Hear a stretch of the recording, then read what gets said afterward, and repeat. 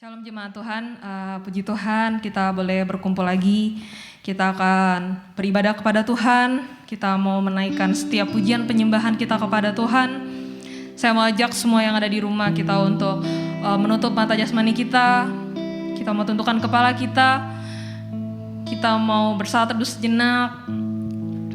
Mari kita renungkan sama-sama kebaikan Tuhan dalam kehidupan kita.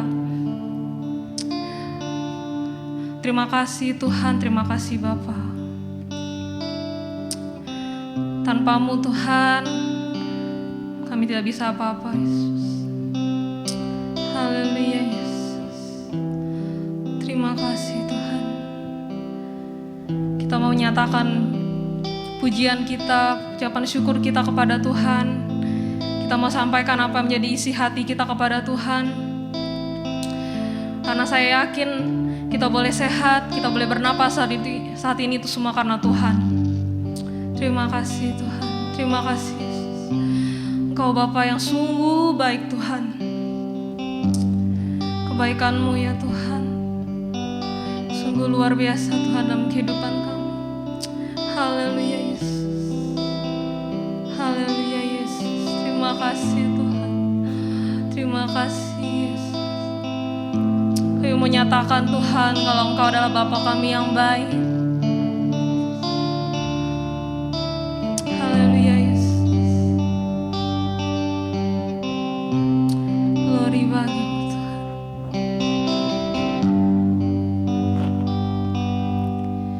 Bapa,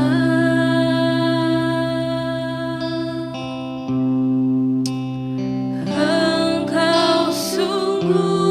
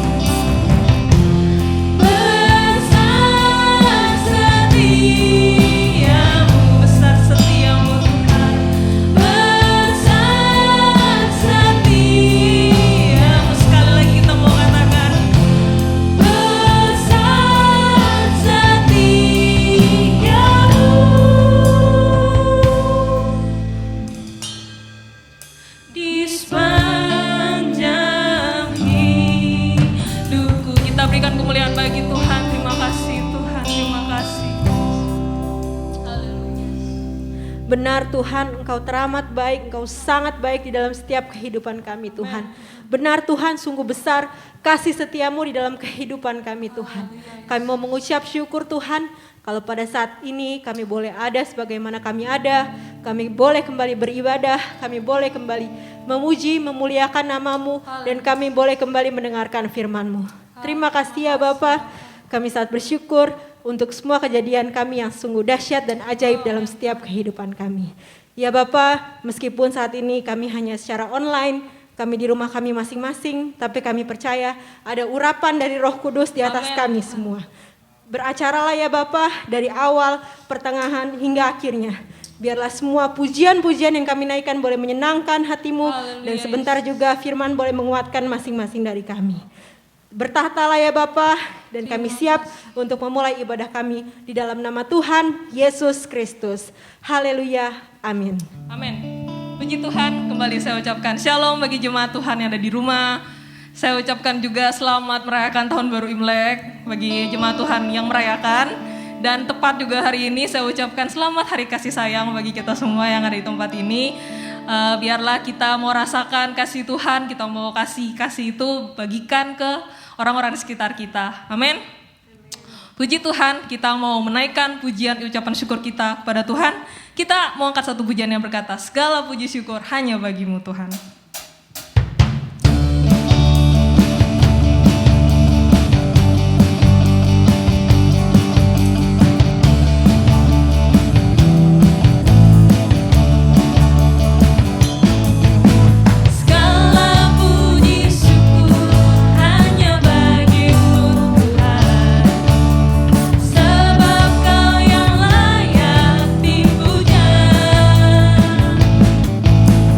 Kami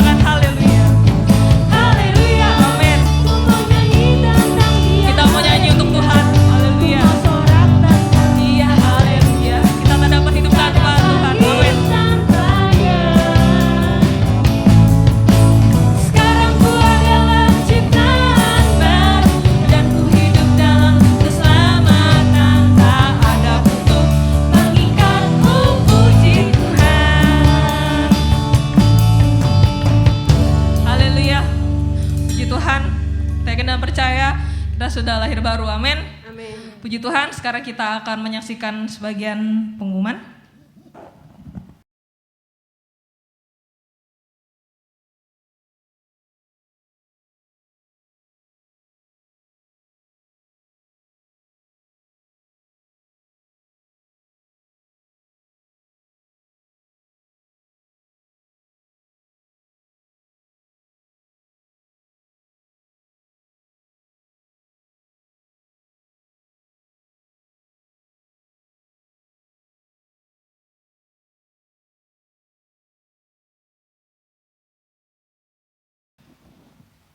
Puji Tuhan, kita mau siapkan hati dan pikiran kita untuk diisi oleh kebenaran firman Tuhan.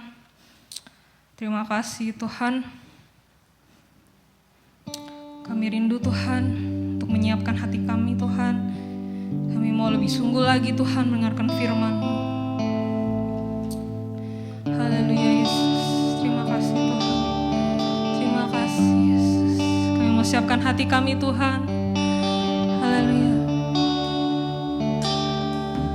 Ku siapkan hatiku Tuhan untuk dengar firman-Mu saat ini.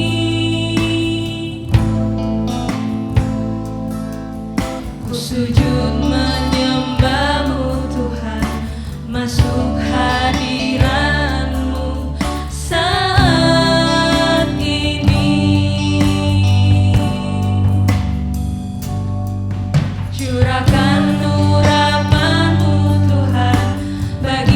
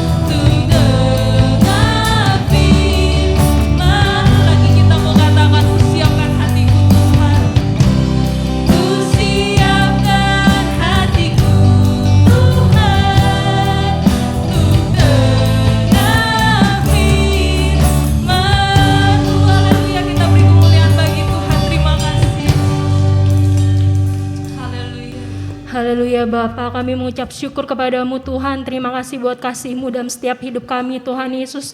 Benar Tuhan Yesus, firman-Mu penolong dalam setiap kehidupan kami Bapa. Sekarang kami ingin mendengarkan firman-Mu Tuhan. Siapkan tanah hati kami yang subur Tuhan Yesus. Biar firman yang diberitakan Tuhan Yesus tertanam dalam hati kami Bapa. Sebagai penghibur Tuhan Yesus, sebagai kekuatan dalam setiap hidup kami Bapa. Kau yang memberkati hamba-Mu beserta keluarganya Tuhan Yesus, yang akan memberitakan firman-Mu Tuhan, Kau pakai dia makin hari makin heran Tuhan Yesus. Terima kasih Bapa, kami siap mendengar firman-Mu dalam nama Yesus, haleluya, amin. Amin. Puji Tuhan. Nah, untuk selanjutnya saya serahkan kepada hambanya. Haleluya. Puji Tuhan. Kalau kembali kita bisa berjumpa kembali walaupun secara online, kita masih belum beribadah tatap muka, tapi kita bersyukur kalau hari ini, di hari Minggu ini, Tuhan masih memberikan kepada kita kesempatan dimanapun Bapak, Ibu, Saudara berada, bisa menyaksikan tayangan ini. Kongsi Facai, masih dalam suasana Imlek, dan puji Tuhan juga kalau hari ini kita kembali bisa menikmati makanan firman Tuhan. Saat ini saya ada di dapur, tapi saya tidak mau membawakan acara masak-memasak, tidak, tetapi saya akan menyajikan kepada Bapak Ibu makanan dari surga, yaitu firman Tuhan sendiri. Makanan kekekalan yang selalu akan memuaskan jiwa kita, yang akan memberikan kekuatan untuk rohani maupun jasmani kita. Puji Tuhan. Pada hari ini saya ingin mengambil sebuah ayat di dalam Lukas 3 ayat 17. Lukas 3 ayat 17. Di situ dikatakan alat penampi sudah di tangannya untuk membersihkan tempat pengirikannya dan untuk mengumpulkan gandumnya ke dalam lumbungnya. Tetapi debu jerami itu akan dibakarnya dalam api yang tidak terpadamkan. Kita Jemaat Hebron belum memiliki tema bulanan saat ini, tetapi tema ini sedang diambil di dalam di GPDI Cianjur tempat saya lahir, ya. Dan walaupun mereka mengambil ayatnya dari Matius dan hari ini saya mengambilnya dari Lukas, ya. Tetapi saya sangat tertarik dengan tema ini, Bapak Ibu, ya. Di sini dikatakan bahwa alat penampi sudah, bukan akan loh, tetapi sudah di tangannya. Di tangan siapa? Kalau Bapak Ibu perhatikan ayatnya, nyanya memakai N besar, berarti di tangan Tuhan sendiri. Nah, saat kita membaca alat penampi, mungkin yang ada di pikiran kita karena kita ada di Indonesia, ya, apalagi saya berasal dari Cianjur yang terkenal dengan beras Cianjurnya, itu sering sekali melihat ibu-ibu menampi beras. Dan terus terang, saat sebelum ini, setiap saya membaca ayat ini, yang ada dalam pikiran saya alat penampi itu adalah yang bulat itu, Bapak Ibu, ya. Yaitu kalau di saya di bahasa Sunda itu sebutnya nyiru. Penampi, yaitu yang bundar, dan itu ibu-ibu biasanya begini-begini akan menampi beras. Saat di lompat-lompat seperti ini, ya, itu secara otomatis biasanya sekam-sekam itu akan berlompatan keluar. Dan pada akhirnya si penampi itu, ya, si ibu yang sedang menampi beras itu akan mendapatkan beras yang bersih dan berkualitas dan enak, ya, untuk dimasak menjadi nasi. Nah, tetapi yang dimaksud dengan alat penampi di Lukas ini adalah bukan yang bundar itu, bukan yang bulat itu. Tetapi alat penampi yang pada zaman itu dipakai untuk menampi gandum. Ya, mungkin gambarnya bisa ditayangkan. Jadi bentuknya bukan bulat, tetapi lebih seperti garpu besar. Garpu yang seperti begini, seperti bengkok begitu ujungnya, ya. Dan itu akan dipakai untuk menampi gandum. Dengan cara bagaimana? Seperti sekop, ya, gandum, tumpukan gandum yang segunung itu akan ditusuk dengan sekop penampi itu. Dan cara menampinya bukan seperti beras tadi dibegini-beginikan, bukan, tetapi akan ditusuk dengan sekop penampi. Dan gandum itu akan diangkat tinggi-tinggi ke udara. Mungkin ada gambar berikutnya ya. Akan diangkat tinggi-tinggi ke udara supaya diterpa oleh angin. Dan biasanya tempat pengirikan itu selalu berada di tempat yang dataran tinggi, ya, di mana angin bertiup begitu kencang. Jadi gandum itu akan ditusuk oleh penampi itu, diangkat tinggi-tinggi dan dibiarkan hembusan angin memisahkan. Kalau di sini dikatakan untuk mengumpulkan gandumnya ke dalam lumbungnya, tetapi debu jerami, nah ini gunanya ya. Debu jerami itu akan dibakarnya dalam api yang tidak terpadamkan. Jadi saat si penampi itu menampi gandum yang sudah dipanen, yang sudah dituai, saat angin bertiup, debu dan jerami itu akan tertiup oleh angin. Firman yang ingin saya sampaikan pada hari ini, temanya adalah jadilah berat. Bukan, Bapak Ibu tidak salah baca. Bukan jadilah berkat, tidak, tapi jadilah berat tanpa huruf K. Ya. Wah, apa nih maksudnya jadilah berat? Ya. Karena di sini dikatakan, di Lukas 3 ayat 17 ini dikatakan Tuhan sudah memegang loh alat penampi itu. Saat ini kita berada di saat-saat terakhir. Karena itu begitu banyak hamba-hamba Tuhan akhir-akhir ini selalu menyampaikan firman mengenai akhir zaman. Dan saya rasa itu tidak salah. Ya. Apa yang terjadi akhir-akhir ini adalah sebuah situasi yang tidak pernah kita pikirkan. Masa di mana Natal tidak kita rayakan bersama-sama lagi. Kapan pernah kejadian seperti itu? Dari sejak saya lahir, saya mulai ikut sekolah minggu kelas kecil, sampai remaja, sampai pemuda, sampai sudah dewasa, sudah menikah. Itu Natal selalu ada, dirayakan bersama-sama. Bahkan di gereja kecil sekalipun, gereja yang dalam tanda petik minus sekalipun, itu selalu ada perayaan. Walaupun dalam kesederhanaan, dalam kekurangan, tapi ada perayaan Natal. Tapi tahun ini, ya, kita tidak merayakan Natal secara bersama-sama, secara kolektif. Walaupun puji Tuhan tetap ada ibadah Natal secara online. Begitu juga 2 hari yang lalu waktu kita merayakan Imlek, itu biasanya kalau di malam tahun baru Imlek itu kita selalu kumpul bersama dengan keluarga besar, terutama keluarga suami saya. Ya, kita nggak pernah absen gitu. Pokoknya malam tahun baru itu kumpul semuanya, masing-masing bawa masakan dan berkumpul dan bersama-sama. Tapi tahun ini, karena situasi corona seperti ini, kita tidak berkumpul. Ya. Nah, ini hal-hal yang sepertinya tidak pernah terpikirkan. Dan saat ini, saya rasa inilah saatnya Tuhan sedang menanti setiap kita. Tempat pengirikan adalah tempat di mana si penampi itu membersihkan gandum. Dan saat ini adalah saat di mana Tuhan membersihkan umatnya. Ya. Kalau kita dengar akhir-akhir ini, saya rasa ini juga belum pernah terjadi. Dalam 1 tahun, karena corona ini kan bulan depan katanya mau berulang tahun. Nah, waktu ulang tahun corona jangan sampai kita nyanyi panjang umurnya, panjang umur, jangan sampai si corona panjang umur gitu ya. Dalam 1 tahun ini, begitu banyak orang-orang dipanggil oleh Tuhan, terutama hamba-hamba Tuhan. Rasanya tidak pernah terjadi seperti itu. Ya, hampir setiap minggu ada saja kita dengar pendeta A ya dipanggil Tuhan, pendeta B dipanggil Tuhan. Bahkan tidak hanya sebatas pendeta, juga pelayan-pelayan Tuhan.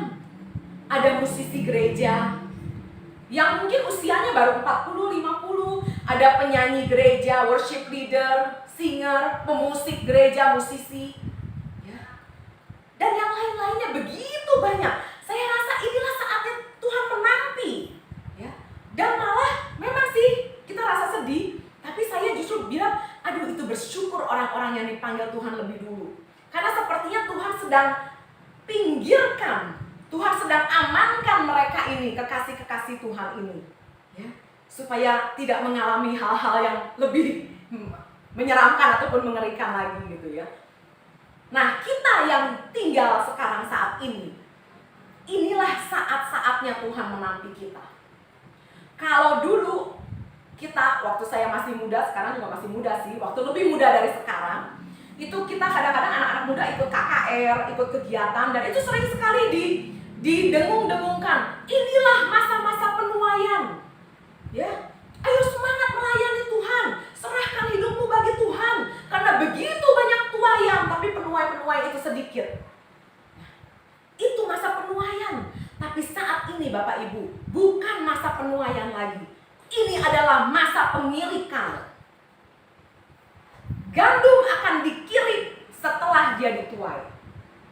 Jadi pertama dikumpulkan dulu rumpun gandum itu, lalu ditebas ya, memakai celurit yang sangat tajam, ditebas. Setelah dikumpulkan, itulah proses pengirikan.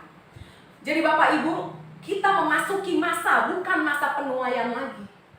Tetapi saya rasa inilah kita sedang mengalami masa pengirikan. Dan ini, disinilah kita harus betul-betul waspada. Supaya kita menjadi apa? Menjadi gandum dan bukan debu dan bukan jerami. Makanya temanya adalah jadilah berat.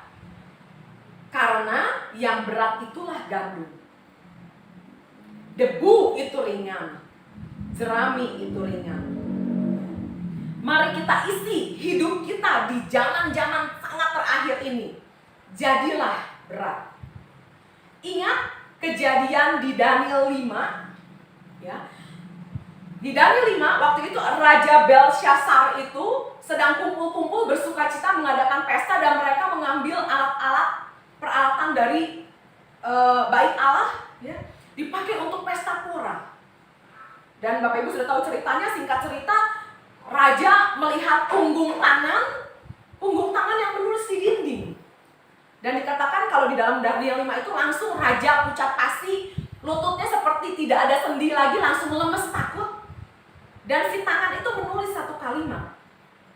Dan Raja langsung memanggil orang-orang pintar, ayo siapa yang bisa menerjemahkan? Ya, kata-kata yang ada di dinding itu apa artinya? Dan Daniel pun muncul. Waktu itu dijanjikan hadiah-hadiah oleh Raja. Kalau kamu bisa menerjemahkannya, aku akan memberikan emas, akan memberikan kedudukan, memberikan segala macam. Tapi Daniel bilang, tidak usah. Aku tidak membutuhkan itu semua, tetapi aku tetap akan memberitahukan kepadamu artinya. Ya. Dan waktu itu di dinding itu ada tulisan mene tekel ufarsin. Dan Bapak Ibu ingat, salah satu kata, yaitu yang tekel itu, mohon maaf kalau saya salah menyebutkannya, karena saya bukan ahli di dalam bahasa Ibrani, ya. Tekel itu artinya adalah tuanku ditimbang dengan neraca dan didapati terlalu, apa Bapak Ibu sebutkan di rumah? Terlalu ringan. Jadi, ayo, yuk pagi ini, hari ini kita cek kehidupan kita. Kalau Tuhan menimbang kehidupan kita dengan neracanya, dengan timbangannya Tuhan, apakah kita didapati terlalu ringan? Apa artinya terlalu ringan? Artinya hidup kita kosong. Hidup kita hanya kulit. Ya. Sekam itu kelihatannya seperti padi. Kelihatannya seperti gandum. Tapi kalau kita pegang, tidak ada isi. Kosong. Bayangkan ibu-ibu kalau kita menanak nasi, ada rice cooker di belakang saya. Ya. Kalau kita menanak nasi dan isinya itu sekam, apa yang akan terjadi Bapak Ibu? Setelah rice cookernya mati, artinya sudah matang, kita buka, bentuknya tetap tidak berubah. Jadi mari kita hidup, jadilah gandum yang berisi. Jadilah berat. Jangan ringan yang akan tertiup angin dan jadi sampah dan akan dibakar dengan api yang tak terpadamkan, kata firman Tuhan. Ya. Jadi berat bagaimana? Yuk kita buka di dalam Mazmur 15. Mazmur 15 ayat 1 dan sampai ayat 5, kita mau baca ayat ini ya. Mazmur 15 ayat 1. Mazmur Daud. Tuhan, siapa yang boleh menumpang dalam kemahmu? Siapa yang boleh diam di gunungmu yang kudus? Karena konteks kita sedang berbicara mengenai tempat pengirikan, bisa dikatakan, Tuhan, siapa yang boleh masuk ke dalam tempat pengirikanmu? Karena di saat-saat penampian ini Tuhan sedang kumpulkan, Tuhan sedang pilih, Tuhan sedang bersihkan mana gandum yang bisa masuk ke tempat pengirikannya dan mana yang hanya kosong kulit saja tidak bisa masuk. Nah, ditanya Daud, siapa yang boleh menumpang dalam kemahmu? Ayat 2, yaitu dia yang berlaku tidak bercela. Aduh, ini baru pertama aja rasanya sudah berat sekali Bapak Ibu. Yang bisa masuk ke tempat pengirikannya Tuhan adalah dia yang berlaku tidak bercela. Kapan Bapak Ibu Saudara terakhir berbuat dosa? Coba yang di rumah saling tatap-tatapan. Saya menatap suami saya yang ada di sana, ya.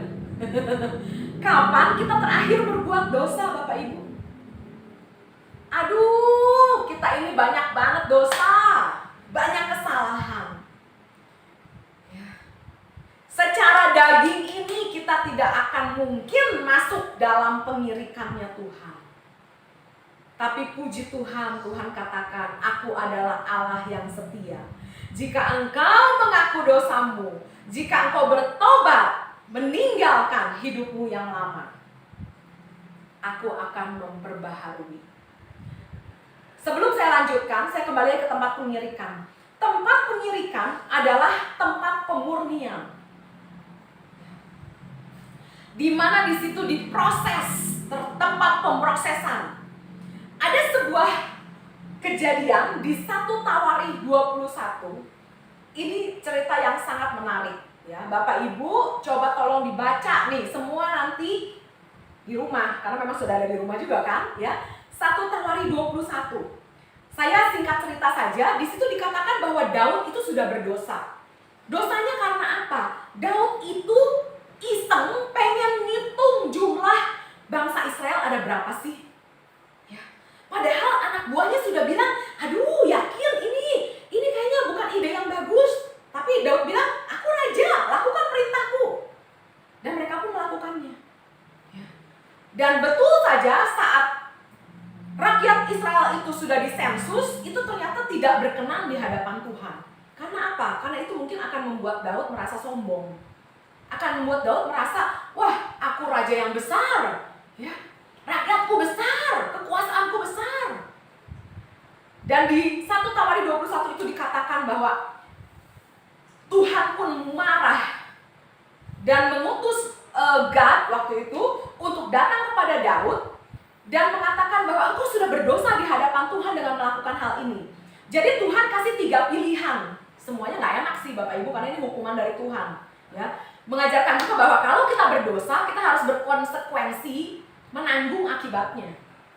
Di situ dikatakan bahwa engkau pilih, kata Gad.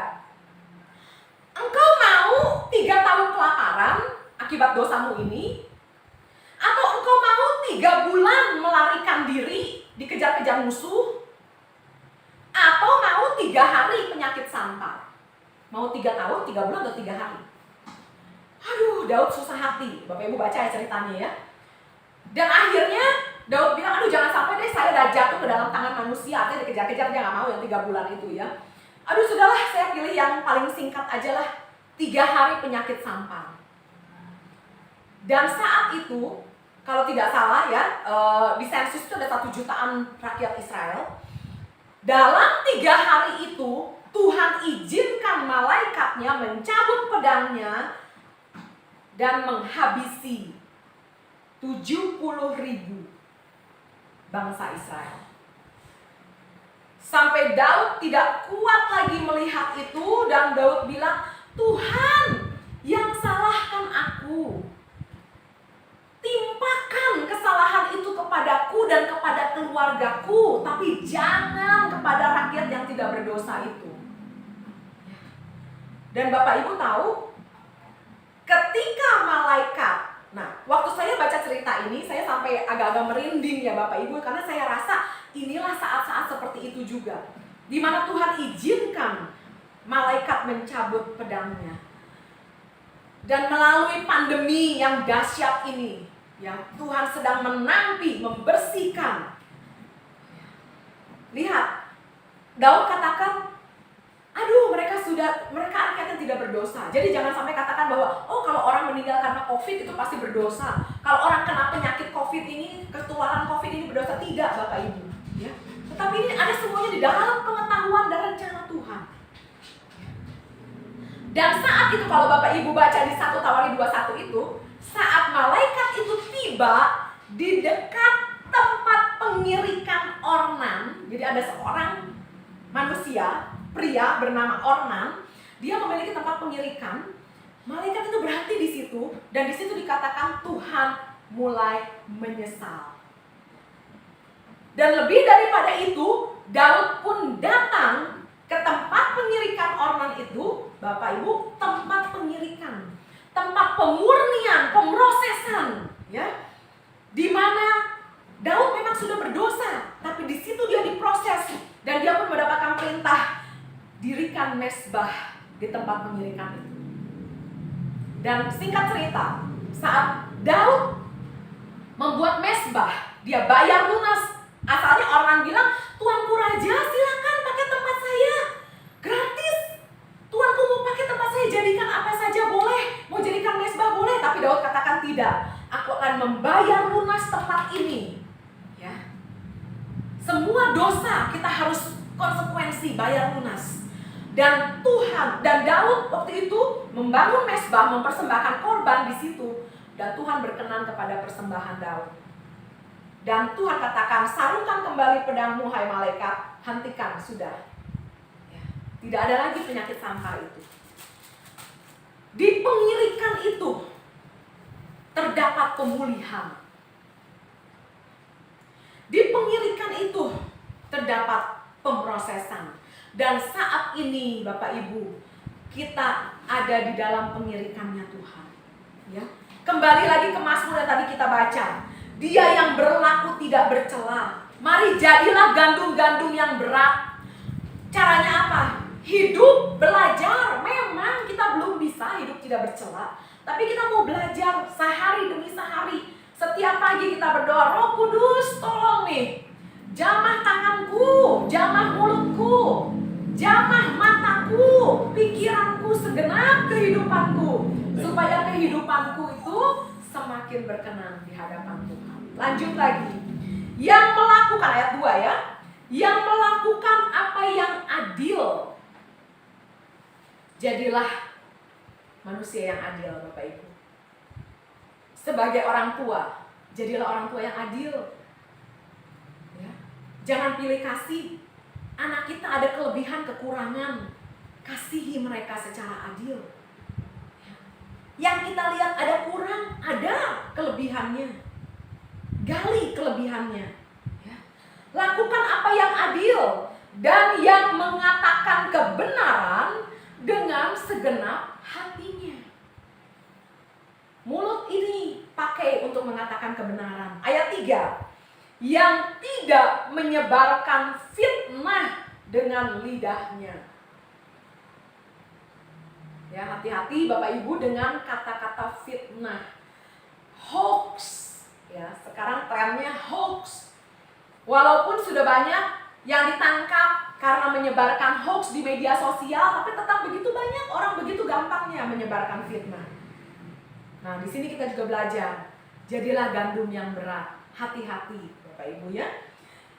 Tidak menyebarkan fitnah dengan lidahnya, yang tidak berbuat jahat terhadap temannya, dan yang tidak menimpakan cela kepada tetangganya. Ya. Ada teman, ada tetangga, ini semua Tuhan ajarkan tentang sosialisasi. Walaupun mungkin saat pandemi ini kita tidak bertemu langsung, sangat mengurangi pertemuan langsung, tetapi dengan adanya teknologi itu hampir-hampir ruang yang tidak saling ketemu itu tidak terbatas lagi. Karena pagi-pagi kita sudah ketemu sama si A melalui Facebook, ya. Siang kita ketemu sama si B melalui Instagram. Ada lagi sekarang melalui TikTok. Saya sih nggak punya TikTok lah, udah kebanyakan, nanti saya hidupnya hanya melihat handphone terus, ya. Nah, ayat 4. Yang memandang hina orang yang tersingkir. Dalam bahasa Inggris tersingkir ini memakai kata vile, alias orang yang jahat. Jadi memandang hina orang yang jahat, tetapi memuliakan orang yang takut akan Tuhan. Artinya memberikan porsi kehormatan pada orang yang memang pantas untuk dihormati. Ya. Jangan sampai kita sudah tahu dia berdosa, bergumul dalam dosa, lalu kita kompromi dengan dosanya. Gak apa-apa. Asal dapat uang banyak, cara seperti itu tidak apa-apa. Tidak, kita harus tegas, kita harus punya prinsip ya Bapak Ibu ya. Lanjut lagi, yang berpegang pada sumpah walaupun rugi.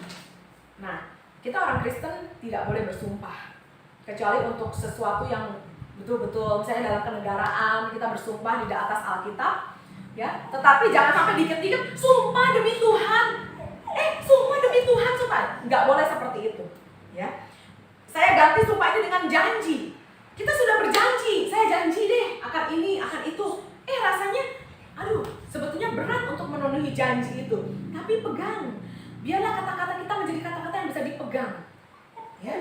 Ayat 5. Yang tidak meminjamkan uangnya dengan makan riba.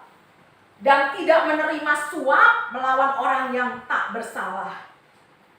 Siapa yang berlaku demikian tidak akan goyah selama-lamanya. Kenapa bisa tidak goyah? Karena dia berat. Jika kita menjadi gandum-gandum yang berisi, kita menjadi gandum-gandum yang berat, maka dalam menghadapi badai kehidupan, badai pandemi ini, bersama dengan Tuhan yang memberi kekuatan kepada kita akan menjadi orang-orang yang tidak akan goyah. Amin ya. Nah, 2 poin singkat. Untuk apa sih kita jadi berat? Yang pertama, jadilah berat supaya kita tidak kalah melawan pencobaan.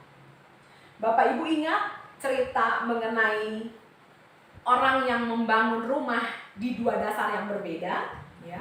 Saya tidak mau baca semua karena keterbatasan waktu, tapi kita buka Matius 7 ayat 26. Matius 7 ayat 26 di situ dikatakan, tetapi setiap orang yang mendengar perkataanku ini dan tidak melakukannya, ia sama dengan orang yang bodoh yang mendirikan rumahnya di atas pasir. Ayat 27.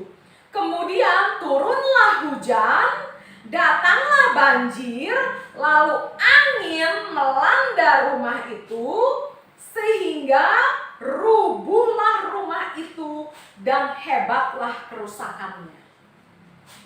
Saya sambungkan dengan konteks cerita kita mengenai pengirikan tadi di awal. Bapak Ibu ingat saat sekop itu, saat penampi itu menusukkan tumpukan gandum dan diangkat ke atas, angin menerpa, ya, yang kosong, yang ringan, yang tidak berguna terhempas. Begitu juga dengan rumah ini, saat angin melanda rumah itu, ayat 27, saat angin, rubuhlah rumah itu dan hebatlah kerusakannya. Di rumah saya ini, di rumah kami ini, kalau hujan itu agak mengerikan, ya. Entah karena mungkin memang kami agak tinggi rumahnya, sementara tetangga memang nggak terlalu ya. Jadi di belakang masih agak kosong, di kiri kanan ini puji Tuhan nggak menempel rumah. Jadi masih bisa punya jendela untuk membuka, ada udara. Nah, tapi konsekuensinya kalau angin, itu sepertinya rumah kami ini satu-satunya yang menumpuk angin itu. Dan memang beberapa minggu ini cuaca cukup ekstrim. Hampir setiap hari hujan, disertai dengan angin kencang. Nah, kalau di teras belakang saya itu kemarin kejadian juga 2 hari lalu, angin bertiup sangat kencang sampai barang-barang itu sempat berantakan. Ya. Ada rak sepatu yang dari plastik. Rak sepatu itu berpindah posisi, Bapak Ibu. Asalnya di kiri sudah nyungsep ke ujung sana. Sendal yang bahannya dari karet-karet ringan itu semua terbang. Bahkan baskom untuk saya rendam cucian pun itu berantakan. Yang berantakan apa Bapak Ibu? Rak sepatu, sendal dari karet, baskom itu semua berantakan. Tapi saya juga ada kursi di belakang sana, kursi besi. Dan kursi besi itu tidak bergeser 1 cm pun. Karena apa? Karena kursi itu berat. Tapi lihat yang ringan, porak-poranda, hancur. Firman Tuhan katakan, hebatlah kerusakannya. Ya. Dengar firman tapi tidak melakukan, akan menjadikan kita gandum-gandum yang kosong. Masa-masa pandemi seperti ini, ada plus minusnya. Ini disampaikan juga oleh Tante Leoni minggu yang lalu. Ya. Minusnya kita tidak bersekutu secara fisik dengan teman-teman, saudara-saudara seiman kita. Ada yang bilang, kayaknya kurang seret, kurang afdol nih. Kita nggak nyanyi bareng-barengan, nggak ikutan WL musiknya, saya nggak ada di situ. Ya cuma syuting aja, tapi saya cuma lihat lewat TV, lewat handphone. Kayaknya nggak enak. Tapi plusnya apa Bapak Ibu? Dengan adanya YouTube, teknologi, ya. Saya hampir setiap hari, saya kan hobinya setelah pekerjaan rumah selesai, toko selesai, saya itu suka bertanam. Ya, itu hobi saya. Nah, waktu saya bertanam, saya pasang tuh handphone. Ya, saya dengar firman dari hamba Tuhan A, dari hamba Tuhan B. Jadi walaupun saya nggak ada di Cianjur, saya bisa ikut tuh ibadah di Cianjur, firman Tuhannya kayak gini. Mungkin Bapak Ibu yang dari Bangka juga, bisa dengar hamba Tuhan di Bangka. Yang di Manado, ya, dari Manado, bisa dengar tuh hamba Tuhan di Manado ibadah, ikut juga. Ya dari manapun, tak terkecuali, dari Papua sekalipun kita bisa dengar, bahkan dari luar negeri pun. Ya, saya kalau menyetrika itu punya kebiasaan, setiap saya menyetrika, saya mendengarkan worship, penyembahan, ya, dari seorang hamba Tuhan yang di Amerika. Dan itu selalu setiap minggu, ya. Saya nyetrika seminggu sekali, itu sambil mendengarkan penyembahan itu, enak sekali, ya. Gak berasa nyetrika segunung. Nah, itu plusnya. Mari isi terus, ya. Isi terus jiwa kita, roh kita dengan firman Tuhan. Karena firman Tuhanlah yang akan menjadikan kita gandum-gandum yang berisi. Jadi yang pertama, kenapa harus berat? Supaya kita tidak kalah melawan pencobaan, melawan angin-angin yang berusaha menghancurkan kehidupan kita. Kita berat kok, ya. Tidak roboh. Yang kedua, kenapa kita berat? Supaya kita tidak terombang-ambing. Kita memiliki prinsip, kita memiliki komitmen dan integritas. Integritas itu sesuatu yang sulit ditemukan saat kita tidak berjumpa secara fisik dalam ibadah. Dalam artian apa? Karena integritas itu adalah melakukan teguh berpegang pada firman sekalipun gak ada yang lihat. Apakah Bapak Ibu tetap berdoa di rumah sekalipun tidak ke gereja? Apakah Bapak Ibu tetap baca Alkitab, baca firman sekalipun kita tidak saling bertemu di gereja? Ya. Jadilah gandum yang berat supaya kita tidak terombang-ambing menghadapi kehidupan ini. Efesus 4 ayat 14. Efesus 4 ayat 14. Sehingga kita bukan lagi anak-anak. Di masa pengirikan ini Tuhan mau kita tidak lagi menjadi anak-anak, tapi kita menjadi anak Tuhan yang dewasa, yang diombang-ambingkan oleh rupa-rupa angin pengajaran. Bapak Ibu harus punya prinsip, harus tahu firman Tuhan yang benar, sehingga kalau ada orang bilang, ini loh ada pengajaran seperti ini, oh iya ya, oh begitu ya. Kenapa sih bangsa Israel, kadang-kadang kita gergetan ya kalau baca cerita bangsa Israel di Perjanjian Lama itu, Musa udah turun bawa loh batu yang tulisannya ditulis oleh tangan Tuhan sendiri, jari Allah sendiri. Mereka malah bikin lembu. Tahun ini di tahun kalender Cina adalah tahun lembu lembu metal ya, lembu besi ya. Sorry kalau saya salah ya. Kerbau besi. Ya pokoknya metal ox lah ya. Nah, si bangsa Israel ini ya udah melihat keajaiban Tuhan, sudah melihat bagaimana Tuhan menyertai perjalanan mereka secara ajaib, masih nyembah patung lembu emas. Ya. Jadi Bapak Ibu, kenapa sih kita harus isi nih dengan firman kebenaran Tuhan? Supaya kalau ada yang coba mengajarkan hal-hal yang bukan dari Tuhan, kita itu langsung peka. Roh Kudus yang ada dalam kita langsung peka. Ini tidak sesuai nih dengan jalannya Tuhan. Ya, lanjut lagi. Saya dari awal. Sehingga kita bukan lagi anak-anak yang diombang-ambingkan oleh rupa-rupa angin pengajaran, oleh permainan palsu manusia dalam kelicikan mereka yang menyesatkan. Manusia itu tahu gak Bapak Ibu adalah makhluk yang sangat jahat. Saking jahatnya manusia itu sering nyalahin iblis. Kasihan iblis, suka disalah-salahin Bapak Ibu. Padahal manusianya yang sangat jahat, ya, yang licik di sini dikatakan, penuh kepalsuan, menyesatkan. Aduh, tuh manusia, ya. Ayat 15. Tetapi perhatikan, dengan teguh berpegang kepada kebenaran, di dalam kasih kita bertumbuh di dalam segala hal ke arah Dia, D besar, Kristus yang adalah kepala. Dalam kita menghadapi kehidupan ini, apalagi tanpa kita bertemu tatap muka di gereja, kita tidak lagi ibadah secara fisik ya Bapak Ibu. Begitu banyak yang coba tarik kita, mengalihkan perhatian kita, menggoyahkan iman kita, melemahkan iman kita. Tapi ayat 15 dikatakan dengan teguh berpegang. Apa yang bisa teguh? Kalau kita jadi berat, Bapak Ibu. Kalau kita ringan, tadi seperti saya ceritakan, kalau kita cuma seringan rak sepatu, baskom, dan sendal-sendal yang ringan itu akan hilang ditiup angin. Tapi kalau kita teguh seperti kursi besi itu, berat, kita berisi firman Tuhan, berisi Roh Kudus di dalam kita, itu tidak akan diombang-ambingkan.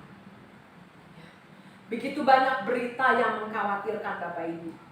Ya, sepertinya situasi ini bukannya tambah baik, tapi malah tambah parah. Sudah ada 3M, mencuci tangan, menjaga jarak, memakai masker.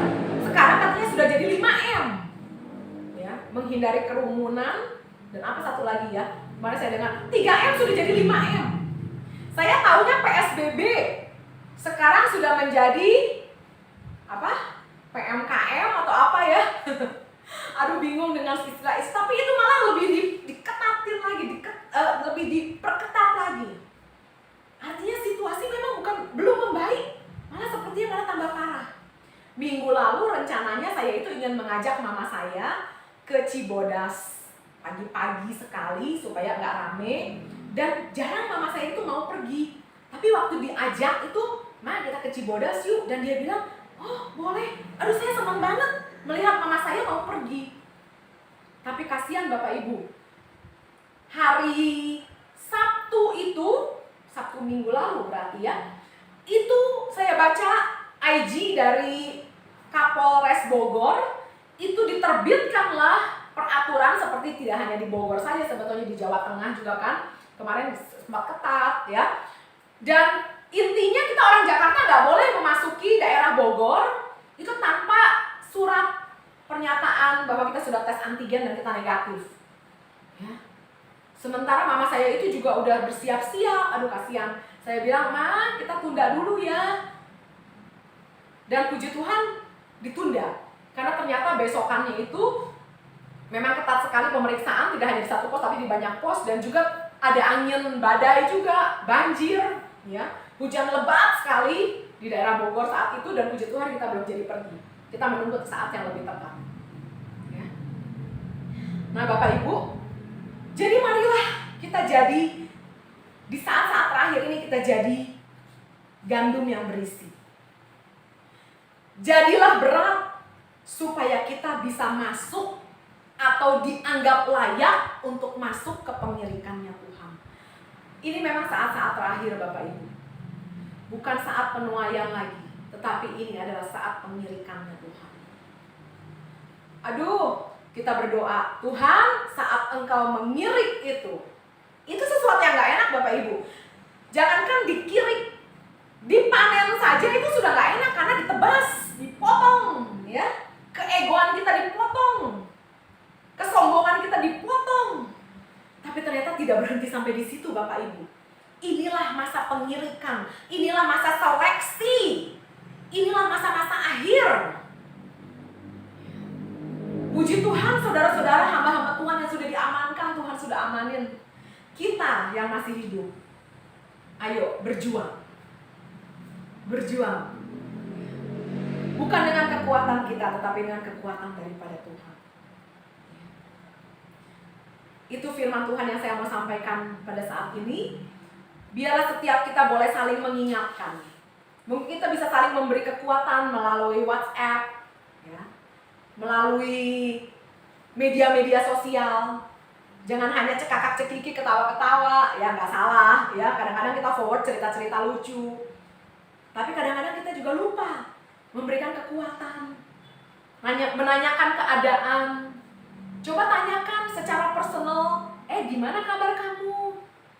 Ya, mungkin ada yang sedang sangat berat secara finansial, sedang mengalami permasalahan pribadi di dalam keluarga. Yuk jadi orang yang berat. Seperti dalam Mazmur 15 tadi, intinya adalah jadilah berkat. Gandum itu, mungkin kita di Indonesia nggak terlalu familiar dengan kata gandum, karena kita lebih sering menemukan beras, padi, Bapak Ibu ya. Tapi intinya sama.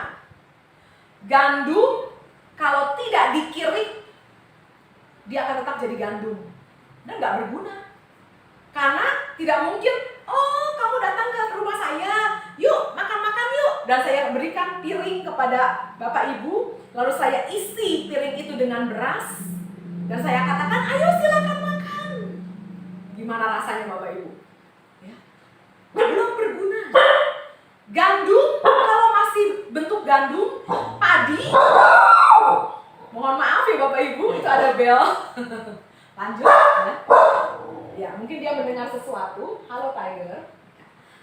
Padi, kalau masih dalam bentuk padi, itu belum berguna. Tapi saat masuk tempat pengirikan di mana ada proses gandum baru bisa menjadi tepung, hancur dan jadi roti.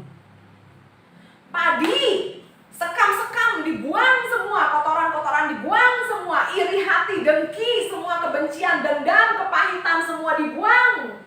Baru dia bisa menjadi nasi dan berguna. Jadi marilah kita jadi berkat buat sesama kita, keluarga kita. Ayo lihat kanan kirinya Bapak Ibu, suami kita, istri kita, anak kita, ya. Jadilah berkat. Biarlah saat Tuhan menampi kita, Tuhan menemukan kita, Ini ada isinya. Ini bisa masuk ke tempat pemilikan. Mari kita tundukkan kepala, kita berdoa bersama-sama. Kami mengucap syukur, berterima kasih Tuhan untuk renungan firman-Mu saat hari ini. Terima kasih, sebab Engkau kembali mengingatkan kami bahwa kami ada di hari-hari terakhir Tuhan. Dan biarlah segenap kehidupan kami mau serahkan ke dalam tangan Tuhan. Kami rindu Tuhan, kami boleh menjadi gandum-gandum yang berisi, bukan hanya kulit yang kosong, yang tidak menghasilkan buah Tuhan. Tapi jadikan setiap kami, untuk kami boleh menjadi gandum berisi, yang menjadi berkat untuk orang lain, menjadi berkat untuk keluarga kami. Terlebih lagi berkenan di hadapan Engkau. Sehingga kelak Tuhan, di saat Engkau menampi kami, Engkau mendapati kami berisi dan berkenan di hadapan-Mu. Kami berdoa untuk Ibu Gembala kami. Berkati Tante Tuhan, berikan kesehatan, pemulihan untuk Tante Lis, beserta anak-anak, mantu, cucu Tuhan, bahkan para pengerja yang ada di pastori, bahkan seluruh sidang jemaat yang ada, yang menyaksikan acara ini. Tuhan berkati. Biarlah Engkau boleh memberkati setiap usaha mata pencaharian kami. Apa yang dikerjakan oleh umat-Mu Tuhan berkati. Dan biarlah Tuhan kehidupan kami dari sehari ke sehari, kami boleh terus memiliki integritas di hadapan Engkau sebagai anak-anak Tuhan yang hidup, yang senantiasa menjaga kehidupan kami Tuhan. Bukan dengan kekuatan kami, tapi dengan kekuatan Roh Kudus. Kami boleh menjaga kehidupan kami berkenan di hadapan Engkau. Terima kasih Tuhan, menyerahkan kehidupan kami ke dalam tangan Tuhan. Dengan penuh ucapan syukur, kami akhiri doa kami di dalam nama Tuhan Yesus Kristus. Haleluya. Bersama-sama kita mau katakan amin. Puji Tuhan, Tuhan memberkati kita semua. Sampai kita berjumpa kembali kesempatan berikutnya. Stay healthy, Tuhan Yesus memberkati.